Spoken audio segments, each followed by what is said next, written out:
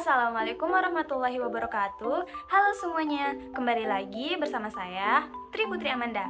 Baiklah, pada video kali ini kita akan membahas mengenai unsur intrinsik pada prosa fiksi, yaitu alur atau plot, latar, serta tokoh dan penokohan.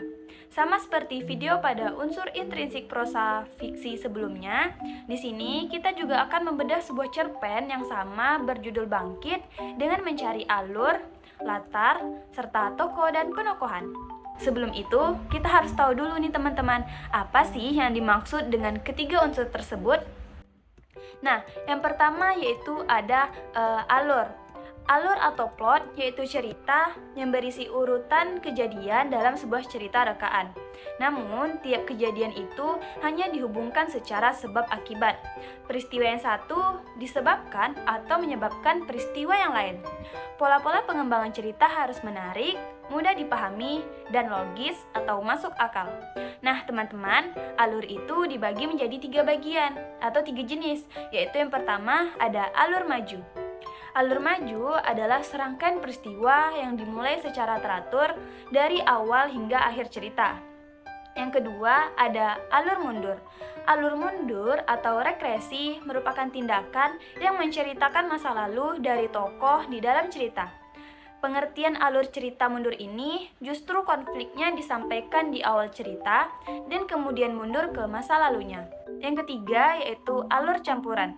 Alur campuran atau alur bolak-balik ini sama seperti sungai yang dimulai dari titik paling tinggi, kemudian menceritakan masa lalu dan berlanjut sampai selesai. Lalu, unsur intrinsik yang akan kita bahas kedua yaitu mengenai latar. Latar merupakan gambaran situasi tempat dan waktu serta suasana terjadinya peristiwa. Latar berfungsi sebagai pendukung alur dan perwatakan. Dalam sebuah prosa fiksi yang terdapat latar gambaran situasi yang tepat, akan membantu memperjelas peristiwa yang sedang dikemukakan. Latar ini dibagi menjadi 3 macam, yaitu latar tempat, waktu, dan latar suasana. Unsur latar dalam cerita akan menggambarkan waktu dan tempat berlangsungnya cerita.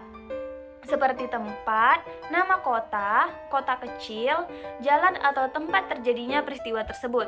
Dan pembaca akan melihat waktu sebagai tahun, tanggal, pergantian hari seperti pagi, siang, sore, malam, dan sebagainya. Lalu, unsur intrinsik yang ketiga yang akan kita bahas yaitu tokoh dan penokohan. Tokoh yaitu pelaku dalam karya sastra. Pelaku atau tokoh dalam karya sastra peranannya dibagi menjadi 2, yakni tokoh utama yang diutamakan dalam sebuah cerita dan yang paling banyak muncul dalam setiap kejadian. Lalu ada juga tokoh tambahan yang kemunculannya lebih sedikit dari tokoh utama.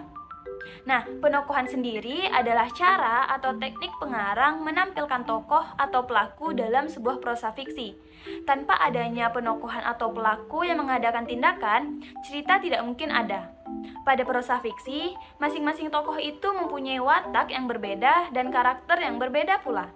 Nah, baiklah, selanjutnya saya akan menceritakan sedikit mengenai cerpen Bangkit karya Alfred Pandi. Sebelum itu, saya mohon maaf karena pada video apresiasi prosa fiksi yang ketiga, saya tidak menceritakan mengenai cerpen ini. Maka dari itu, sekarang saya akan menceritakan sedikit mengenai cerpen Bangkit ini. Pada cerpen tersebut, menceritakan mengenai seorang gadis yang memiliki masalah dengan orang tuanya karena ia putus sekolah dan membuat hari ulang tahunnya tidak jadi dirayakan serta dia tidak jadi mendapatkan hadiah motor oleh orang tuanya. Selain itu, dia juga diputuskan oleh pacarnya karena kesalahpahaman dan membuat si gadis itu sangat sedih. Dia pun keluar malam hari meratapi nasib. Tiba-tiba, datanglah lelaki mabuk yang memintanya untuk memberikan semua barang miliknya yang berada dalam tas, dan gadis tersebut pun memberikannya. Lalu, lelaki mabuk itu pun pergi. Setelah itu, si gadis pun pergi ke jembatan tua. Dia ingin bunuh diri dengan cara melompat dari jembatan. Namun, diselamatkan oleh lelaki mabuk tadi. Setelah itu mereka pun berdiri samping-sampingan dan bertukar cerita. Lelaki itu menceritakan bahwa dia merupakan orang susah yang tidak memiliki rumah, uang, bahkan untuk makan pun ia hanya mengutip makanan sisa-sisa dari tong sampah. Selain itu, ia juga hanya mempunyai 2 jari saja yang tersisa. Hal itu terjadi karena adanya konflik sesama orang jalanan. Dari cerita lelaki tersebut membuat si gadis sadar bahwa ia sudah beruntung mempunyai keluarga sederhana yang penuh kehangatan, dan juga ia sadar bahwa ia sangat kurangnya rasa syukur yang ia miliki. Si gadis pun memegang tangan lelaki itu sambil memberikan tasnya kepada lelaki itu. Lalu si gadis pergi menuruni tangga, dan ia pun melihat ada kekasihnya tadi serta kedua orang tuanya dan adiknya membawa bunga yang sangat besar. Hingga akhirnya mereka berpelukan erat dan berbaikan. Lalu si gadis pergi bersama keluarganya dan kekasihnya untuk jalan-jalan ke mall. Nah, selanjutnya langsung saja kita membedah cerpen bangkit tersebut ya. Baiklah teman-teman, yang pertama yaitu alur atau plot. Alur yang digunakan oleh cerpen Bangkit karya Alfred Pandi adalah alur maju. Hal ini ditandai dengan jalan cerita yang dijelaskan secara runtut, mulai dari perkenalan latar yaitu konflik yang dialami si gadis, mengenai permasalahan dengan kedua orang tuanya dan kekasihnya, serta memutuskan untuk bunuh diri dan diselamatkan oleh seorang lelaki mabuk. Lalu si gadis dan lelaki mabuk itu bertukar cerita, sampai pada akhir cerita, si gadis berbaikan dengan keluarga dan pacarnya. Yang kedua yaitu latar. Latar itu ada 3 unsur, yakni latar waktu, tempat, dan suasana. Latar yang digunakan oleh cerpen Bangkit karya Alfred Pandi, yakni yang pertama waktu. Latar waktu pada cerpen ini yaitu malam hari. Terdapat pada kalimat, cahaya bulan malam ini begitu indahnya. Lalu, latar tempat pada cerpen ini yaitu di pinggir jalan dan di atas jembatan. Terdapat pada kalimat, aku termenung di pinggir jalan, memegang kepalaku yang sakit. Di sini, di atas jembatan tua ini, angin sepoi-sepoi menyerang tubuhku. Dan terakhir, latar yang terdapat dalam cerpen Bangkit ini latar suasana yaitu sunyi sepi. Terdapat pada kalimat, aku berjalan menyusuri lorong malam sepi dan gelap. Unsur intrinsik yang terakhir yaitu tokoh dan penokohan. Tokoh dan penokohan itu sudah satu paket. Jadi, jika dalam cerita terdapat tokoh, itu sudah termasuk ke dalam bagaimana sifat atau perwatakan tokoh tersebut. Adapun tokoh dan penokohan dalam cerita Bangkit karya Alfred Pandi adalah pertama, tokoh aku.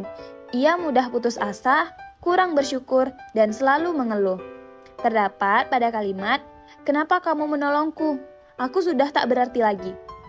Pada kalimat tersebut terlihatlah bagaimana watak si tokoh aku yang mudah putus asa. Dan terdapat pada kalimat, aku hanya meminta tanpa pernah tahu bagaimana orang tuaku mendapatkannya. Nah, pada kalimat itu juga terlihatlah bagaimana watak tokoh aku yang kurang bersyukur dan selalu mengeluh atas apa yang telah diberikan oleh keluarganya. Lalu pada tokoh pria pemabuk memiliki watak pemabuk dan kuat menghadapi beratnya hidup. Terdapat pada kalimat, seorang pemabuk dengan botol bir di tangan kiri dengan jalan yang tak beraturan. Lalu pada kalimat, hidup di jalan sepertiku ini hawanya sangat dingin dan penuh nyali besar, bahkan untuk tidur saja itu sulit. Selanjutnya, hubungan antara tokoh dan tempat dalam cerpen. Menurut saya, hubungan antara tokoh dan latar tempat dalam cerpen tersebut saling berkaitan. Karena dalam cerpen tersebut, tokoh sedang merasa sedih dan lebih memilih berjalan di pinggir jalan, mencari tempat yang sunyi untuk mengintrospeksi dirinya karena kesalahan yang telah ia perbuat. Baiklah teman-teman, sekian penjelasan materi mengenai unsur intrinsik prosa fiksi yaitu alur, latar, dan tokoh penokohan. Lebih dan kurangnya saya mohon maaf. Semoga video ini bermanfaat bagi kita semua. Sampai jumpa di video selanjutnya. Bye-bye. Wassalamualaikum warahmatullahi wabarakatuh. Audio Jungle.